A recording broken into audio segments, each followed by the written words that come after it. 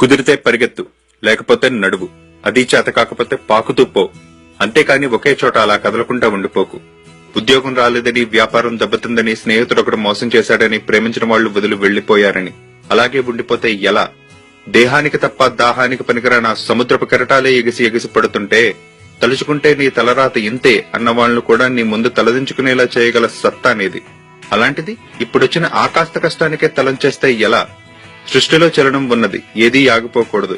పారే నది, వీచే గాలి, ఊగే చెట్టు, ఉదయించే సూర్యుడు అనుకున్నది సాధించాలని నీలో కసికసిగా ప్రవహిస్తుందే, ఆ నెత్తురుతో సహా ఏది ఆగిపోవడానికి వీల్లేదు.